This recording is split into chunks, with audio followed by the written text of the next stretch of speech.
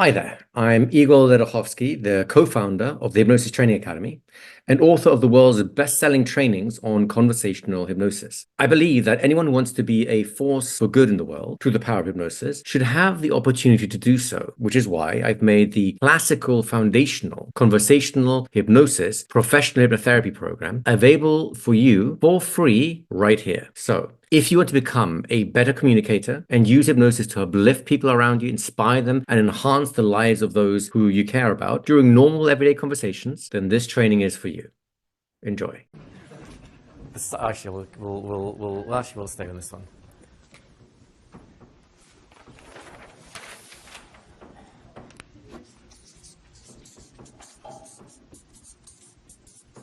Anyone ever play this game? Blackjack? Some call it pontoon, some call it 21. If you've seen, there's a recent film about it. You know, people go to Vegas, play this thing, you get over 21, you go bust. If you get the highest card closer to 21, you win lots of money, right? Well, you're going to win something different in this game. The Blackjack rule is basically I call it the Blackjack rule because it's 21 cycles. Something called the law of compounding effect. You're thinking, great. Whew. How do you feel?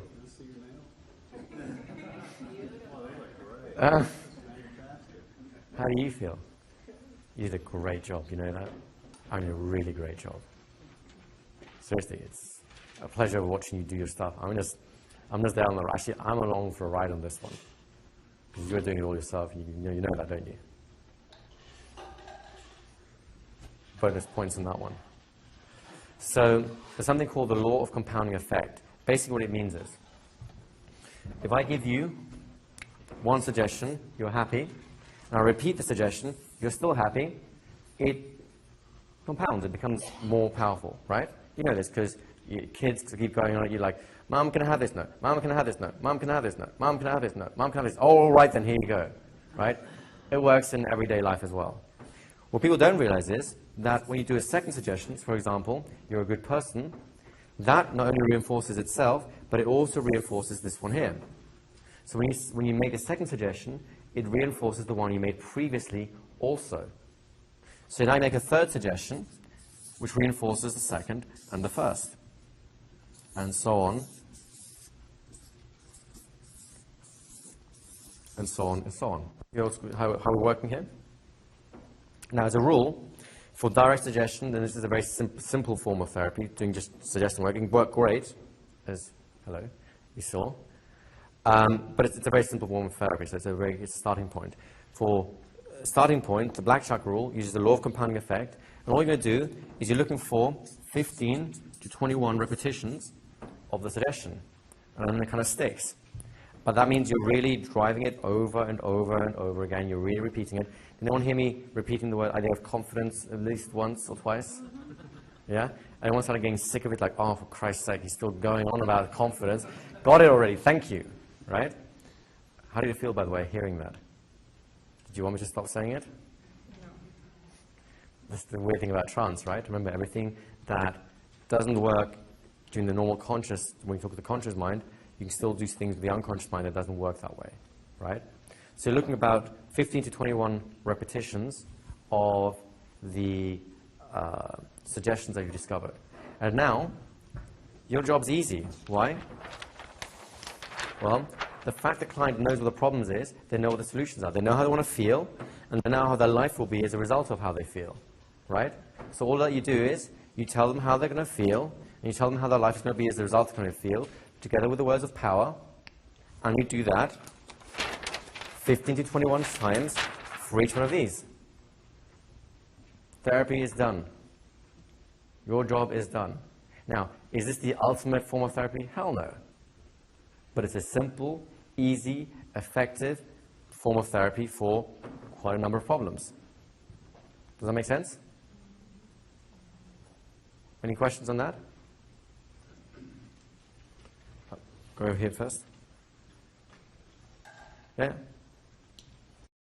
So you're not referring to the hypnotic triple right there, right? It is the hypnotic triple, we're just increasing it to higher. The thing is about the hypnotic triple, that's more for conversation hypnosis because people have a different kind of trance, there's more intellect involved in that.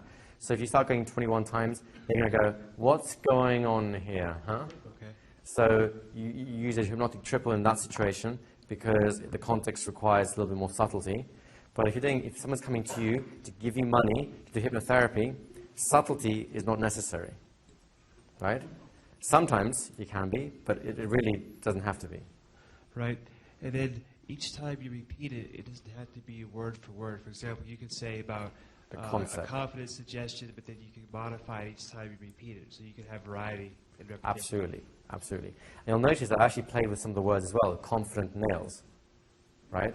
So you can bring the concept and resource in and expand the range of application. It doesn't have to be a narrow application. You can expand the range of application.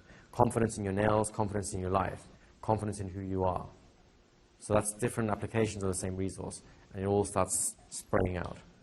And is that also what you do?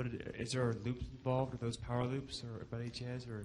Power loops comes into it, but we're not going to be covering power loops here. This is a way of, think of it this way. This is a way of creating power loops. Okay. Right? And it's easy, right? There's nothing that I did that you haven't been doing all day anyway. Am I correct in this? Susan, could someone pass the microphone forward? Fly, be free. Have you ever seen this work with alcoholism? Direct suggestion. Just what you just did, because I saw how beautifully it seemed to work for something like nail biting.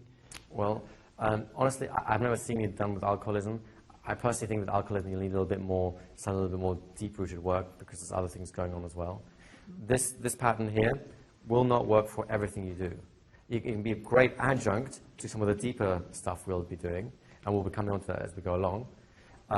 This sort of stuff is great for several situations. I'll show you a little later on today how to do what's called a Hypnotic Blitz, which is how you can do it in a bar with a friend as a part of a casual conversation. It's great for a coaching context, whether it's a formal like management coaching thing or if you're a life coach, something like that. This sort of thing works great for that. Or if you're just giving a friend a pep talk. It's also great as a way of rounding off other work.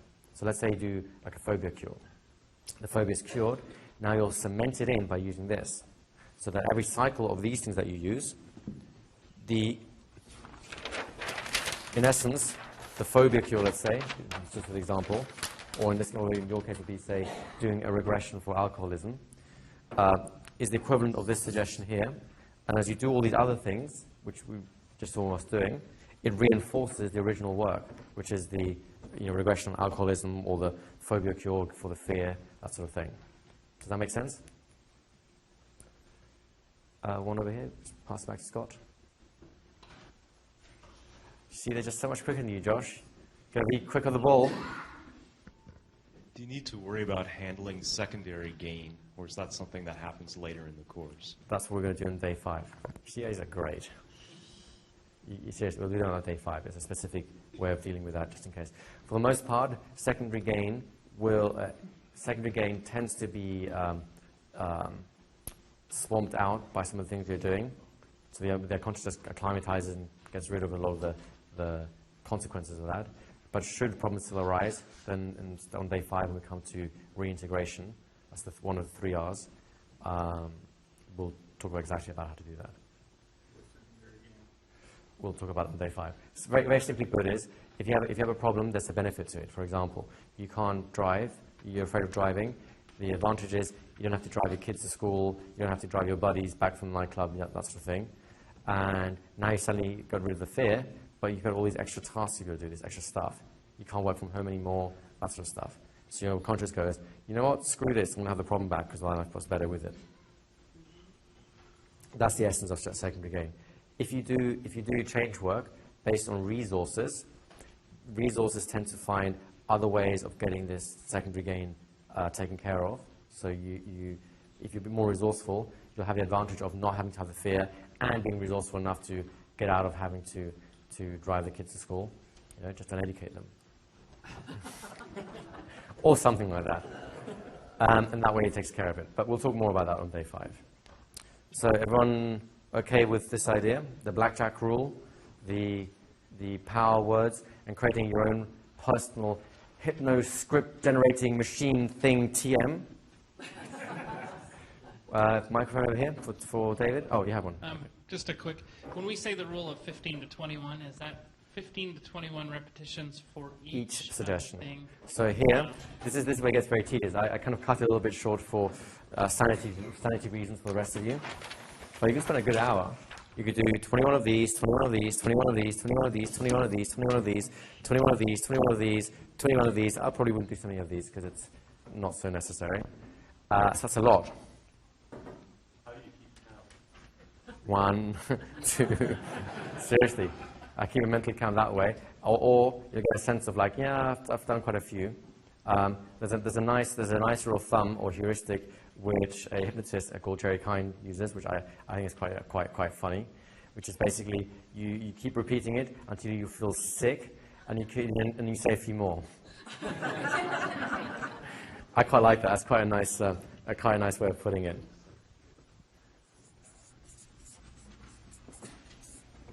So you're looking for resources, and you're looking for results, and those are the things you just interweave together in any way that can go. Exactly. We're suggesting the resources there, right? Say again? We're suggesting. Oh, you can actually ask them. You know, let's assume you overcome the whole problem. How would you be as a person?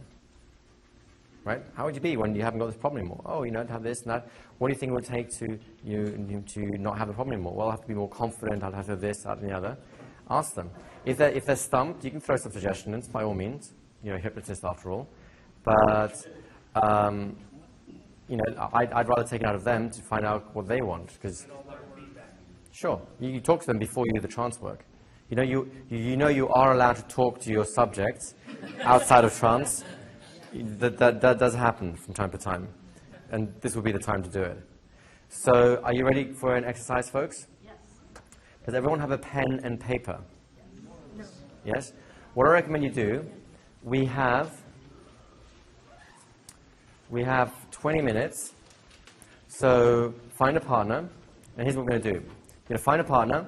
He's going to spend about 5 minutes, 5 minutes, pulling out. Can you help you focus, folks? 5 minutes, asking them about either a problem that they have that they want to overcome, and you can share whatever you want to share. It could be a small thing or a not so large thing. Or, yeah, guys, this is training, guys. This is day 1 of training. The bigger things can come later, right? So you can share something that you actually want to overcome, like biting fingernails or something like that. Or, if you can't think of anything, just ask for generic coolness stuff, like, you know, master hypnotist, how do you feel? Confidence, energy, excitement, connection with clients. You know, there's no reason that you have to have a problem in order to be able to solve something, right? So you can have a better life without having to have a problem. That's kind of nice too. So with your partners, how should we do this? Spend 5 minutes asking your partners for resources, in other words, look for states, ways of feeling, pretty much, and results of having those states. So how will they be as a person? How will they feel? And what would happen around them? How will their life be? Take a list of, 5 or 6 on both sides, roughly. Then spend 15 minutes just doing the whole blitz and just going round and round and round with your hypnotic language. Do this full thing. H+. This whole thing here, especially in the context you're doing here, in the outside world, it might take, let's put it this way. In the outside world, all this might take you 4 or 5 minutes. In here, it'll probably only take you 1. If you really, really, really want to push it, 2 minutes. Because let's face it, we're all kind of in that headspace anyway, right? So take a minute or 2 to do this. Take about 12, 13 minutes to do this. Take a minute to bring them back out at the end. And what you do at the end, you did great. I'm really pleased about, all the rest. Give them genuine feedback in terms of what you see, so be honest about it, but find something positive to say. Is that all cool? So 5 minutes to take the information, 15 minutes to do the work.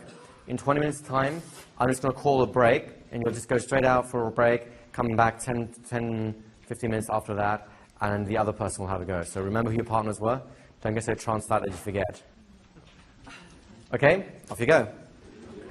Okay, guys. So if we've done everything correctly, you will have hypnotized one person for about 15 minutes, really going to town on some either issue or some benefit that they want to have. Is that correct? And you haven't gone the other way yet, is that correct?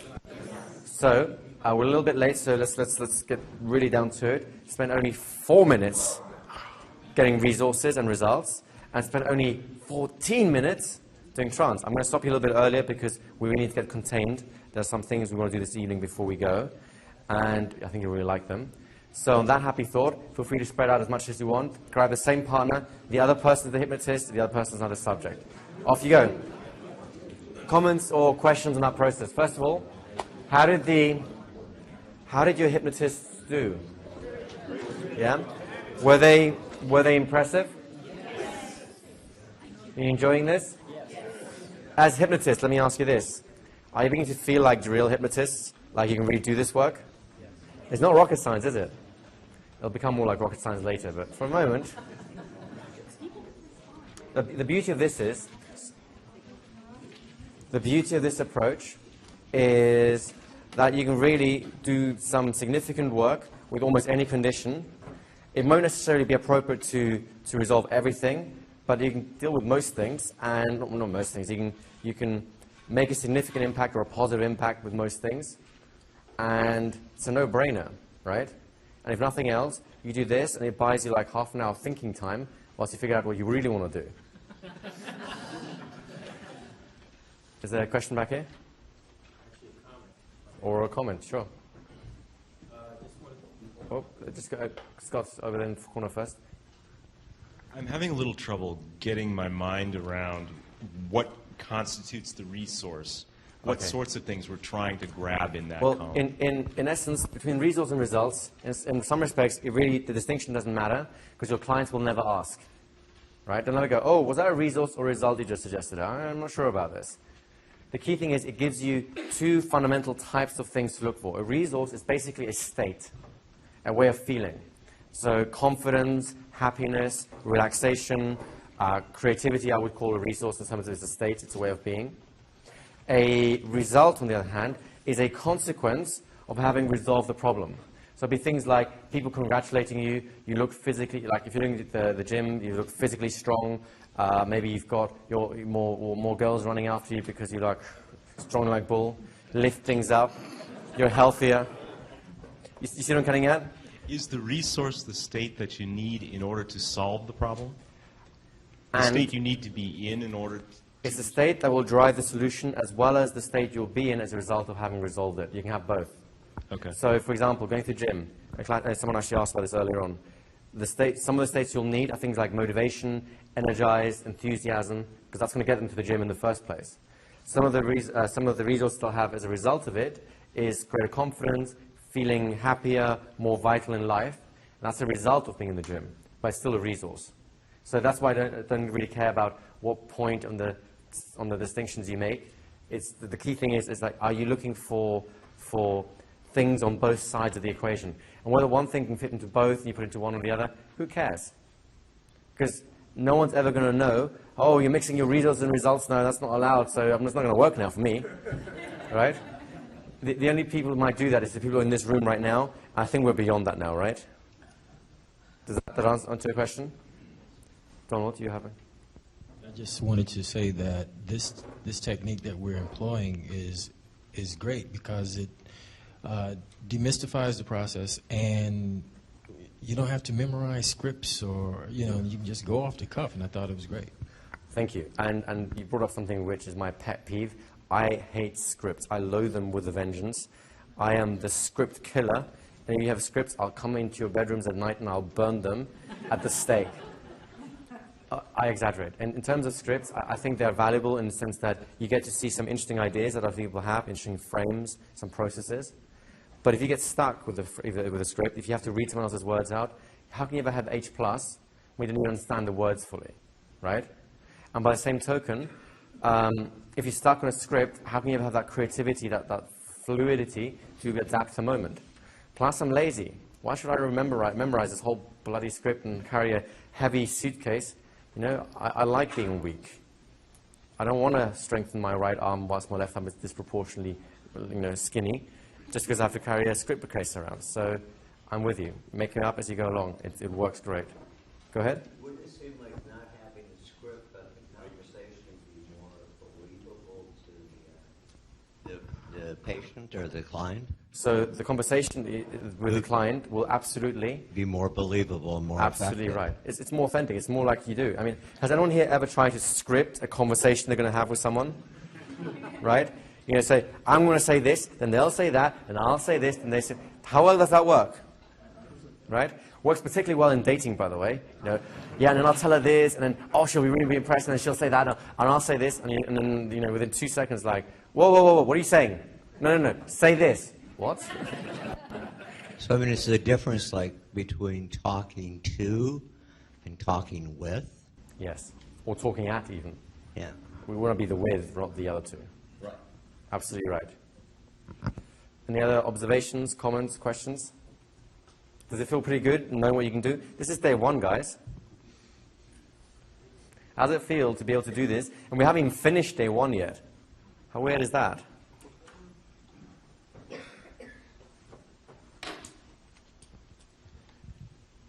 I think it was nice that it took so long for us to do this exercise, because in the start I felt David was sort of a little,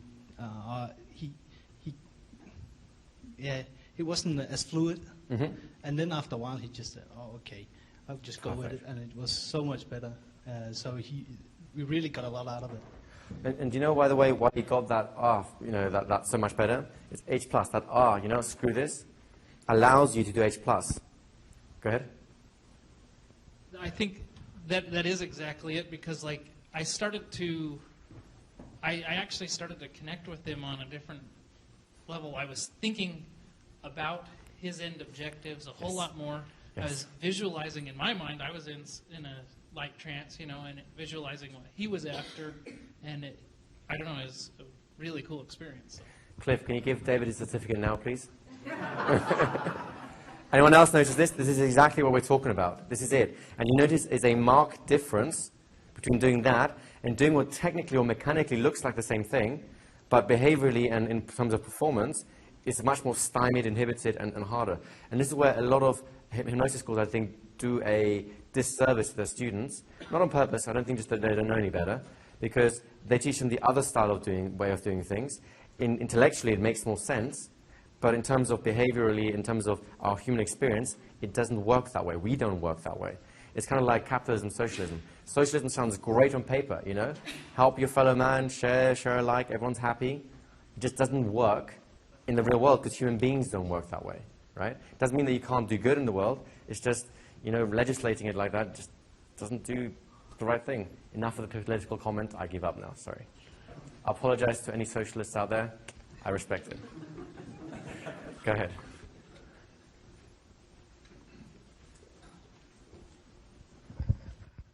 I just want to share with the group. As I was about to work with Harry, I really had no idea what I was going to say, and in fact, I was a little concerned that I wasn't going to give Harry the same gift that he gave me in the previous session. And the words just started to flow, and I didn't know what I was going to say until they came out of my mouth.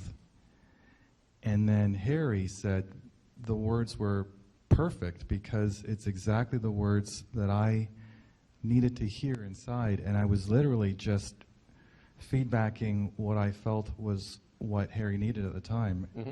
They weren't my words, in that it wasn't my belief system or values. I just connected in with what I needed to offer to him. And it's about trusting that the next step, you know, there'll be terra firma there for you, even though you don't know yet until you land, and you just keep going. And it's kind of like you're walking blind, but you'll find your way. It's absolutely amazing if you trust it. That's exactly right. Another certificate over here, please. Slowly but surely, you guys are you're just trying to avoid doing the exam, aren't you? I know what you're doing, and it's working.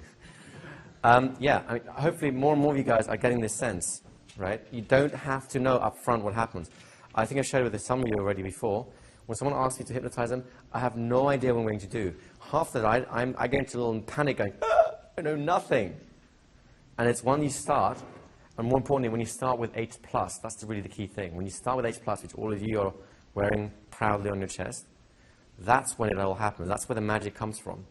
These things are just structures that will allow what needs to come out as smoothly and efficiently and effectively as possible, right? There may be better ways, by the way, but I don't know what they are yet. But the point is, it's driven from the inside. It's not driven by some mechanical thing. This is not an intellectual process. This is not a clever use of words. This is something that's driven from the inside and just gets layered out in terms of what you're doing, and it works, right? I mean, as you've all had a chance to be a client, and didn't it feel great hearing the people say stuff they were saying? And isn't it weird how they just somehow knew exactly what you need to hear, and your mind just going, whatever you do, do not stop. That is exactly what I want to be hearing right now, what I need to be hearing. It's like something inside you recognizes what's needed, right? It's great. There's a two over here. Let's start with the back. Hi. I don't know whether it's because of the energy that's in this place, but what I found, I was working with Winnie, and as I was going through stuff, I guess talking to her and just getting on with her, I found that I was saying it with such enthusiasm that afterwards she said, look, we can't swap round anymore because I'm all tranced out, and can you just give me 5 minutes because I'm a bit blissed out? Yeah, and that'll happen.